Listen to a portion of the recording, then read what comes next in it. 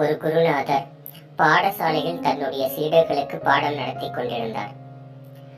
அவருடைய பாடத்தை அவமதித்த 2 சீடர்கள் அவரது வார்த்தைகளை ஏன் கேட்க வேண்டும் என்று மிகவும் கர்வத்தோடும் ஆணவத்தோடும் இருந்து வந்தனர்.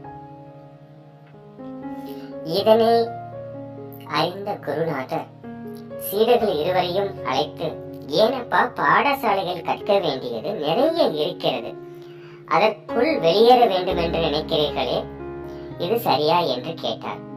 அதற்கு அந்த சீடர்கள், குருவே, இருவரும் உங்களிடம் என்ன கற்க வேண்டியது இருக்கிறது? நான் ஆறறிவு படைத்த மனிதன், எல்லா விஷயங்களும் எனக்கு தெரியும் என்று உங்களுக்கு தெரியாதா? நான் உங்களிடம் இனியும் கற்றுத்தான் ஆக வேண்டுமா? இவ்வளவு காலம் உங்களிடம் கற்ற அறிவு போதாதா?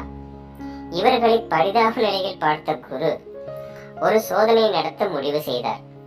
சரி சீடர்களே, நான் உங்களை வற்புறுத்தவில்லை, ஆனால் நீங்கள் சொன்ன ஆறறிவு அது உங்களிடம் முழுமையாக இருக்கிறதா என்று நான் உங்களை சோதித்து பார்க்கலாமா என்றார். சீடர்களும், ஓ, தாராளமாக சோதித்து பார்க்கலாம் என்று பதிலளித்திருந்தனர். இந்த உலகில் யாருக்கு பயன்படாத பொருட்களை எடுத்து வாருங்கள் என்று குரு சீடர்களுக்கு கட்டளையிட்டார். அப்படி நீங்கள் எடுத்து வந்தால் நான் உங்களுக்கு சீடனாக இருக்கிறேன் என்றும் குரு வாக்குறுதிகளையும் அளித்தார். உடனே வீரர்கள் யாருக்கும் பயன்படாத பொருளை தேட ஆரம்பித்தனர். எல்லா பொருட்களும் ஏதாவது ஒரு உயிரினங்களுக்கு பயன்பட்டு கொண்டே இருந்தது. இதை கண்ட சீடர்கள் சோர்ந்து போய் உட்கார்ந்திருந்தனர். அப்பொழுது அவர்களுக்கு காய்ந்த சருகு ஒன்று தென்பட்டது. அதை எடுத்து செல்லலாம் என முடிவு செய்திருந்தனர். ஆனாலும் அந்த சருகுகள் குருவிகளை எடுத்துக்கொண்டு கூடு கட்டுவதை கண்டனர். வெறுத்து போய் சிறிது தூரம் நடந்து சென்றார்கள். அதே சருகுகளை மனிதர்கள் வீட்டு குடிசைகளாக இருப்பதையும் கண்டனர். மீண்டும் சிறிது தூரம் நகர ஆரம்பித்தார்கள். அந்த சருகுகளை மாடுகள் மென்று தின்று கொண்டு இருந்தது. சிறிது தூரம் மீண்டும் நகர ஆரம்பித்தனர். அதே சருகுகள் தீப்பற்றி எரிய மலைவாழ் மக்களில் பயன்படுத்துவதை கண்டனர். களைத்து போய் சீடர்கள் குளத்தில் நீர் பருக சென்றனர். அந்த குளத்தில் மிதந்த சருகுகளின் மேல் ஒரு எறும்பு உயிருடன் மிதந்து இருந்தது. இதனை கண்ட சீடர்கள் எதுவும் கிடைக்காமல் திரும்பி குருவினுடைய பாடசாலைகளுக்கே வந்து நடந்த கதையை கூறினார்கள். இதனை கேட்ட குரு சிரித்துவிட்டு கூறினார், சாதாரண உயிரற்ற சருகுகள் இவ்வளவு விஷயங்களுக்கு பயன்படுகிறது என்றால் பகுத்தறிவுள்ள மனிதன் நீங்கள் எத்தனை விஷயங்களுக்கு பயன்பட வேண்டும் என்றார். இதனை கேட்ட 2 சீடர்களும் குருவில் காலில் விழுந்து மன்னிப்பு கேட்டுக்கொண்டனர். குருவின் பாடசாலையை மீண்டும் கற்றுத் தேர்ந்தனர். மனிதனாக பிறக்க நீ பல கோடி புண்ணியம் செய்திருக்க வேண்டும். கடவுளே இல்லை என்று வாதம் செய்யும் ஒருவன் அடர்ந்த காட்டு வழியில் பயணம் செய்தான். அப்போது அவன் கண்ணெதிரே ஒரு புலி ஒன்று தென்பட்டது. புலியை கண்ட இவன் ஓட்டம் பிடிக்க துவங்கினான். ஓட்டம் அதிகமாக அவனது களைப்பும் அதிகமானது. ஆனால் புலி இவனை துரத்தி பின்னால் வரவில்லை, முன்னால் வந்து நின்றது. இதனை கண்டு அவன் அதிர்ச்சியுடன் உயிர் பிழைக்க கடவுளை கைகூப்பி வணங்கி, என்னை காப்பாற்று இறைவா என்று கண்ணை மூடிக்கொண்டு பயமுடன் வணங்கி நின்று கண்ணை திறந்து பார்த்தான். அந்த புலியும் கைகூப்பி இறைவனை வணங்கி நின்றது. புலி இவனை கேட்டது, நீ என்ன வேண்டினாய் என்று. அதற்கு இவன் பதிலளித்தான், நான் பிழைத்தால் உனக்கு ஆலயம் கட்டுகிறேன் இறைவா என்று கடவுளை பார்த்து வேண்டினேன் என்றான். அதற்கு அந்த புலி சிரித்து நின்றது. உடனே இவன் புலியிடம், நீ என்ன இறைவனிடம் கேட்டாய் என்றாய்.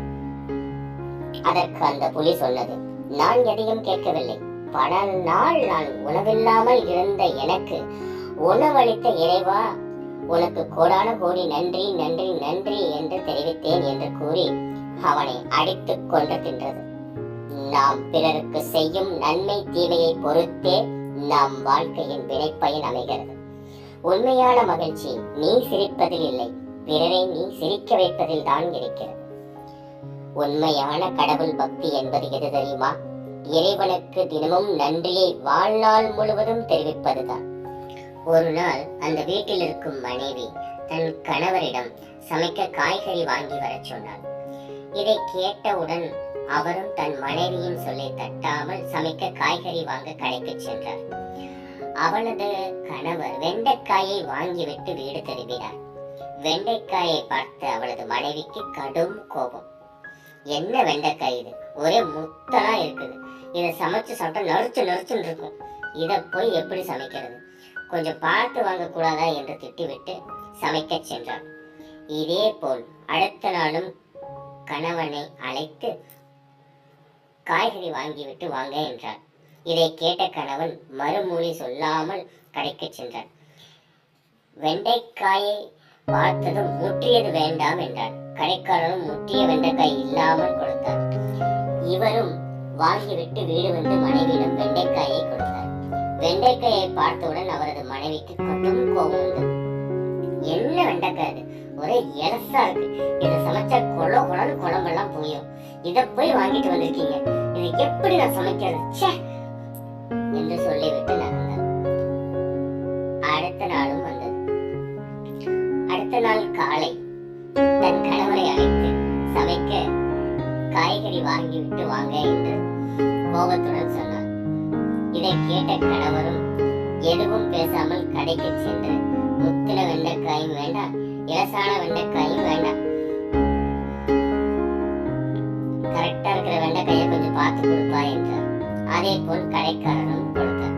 ஆஹா, இந்த முறை நாம் சரியாக பார்த்து காய் வாங்கிவிட்டோம், இனி இதை மனைவியிடம் காண்பித்து பாராட்டி பெற வேண்டியதுதான் என்ற எண்ணத்தில் வீட்டுக்கு வந்து தன் மனைவியிடம் வாங்கி வந்த வெண்டைக்காயை காண்பித்தார்.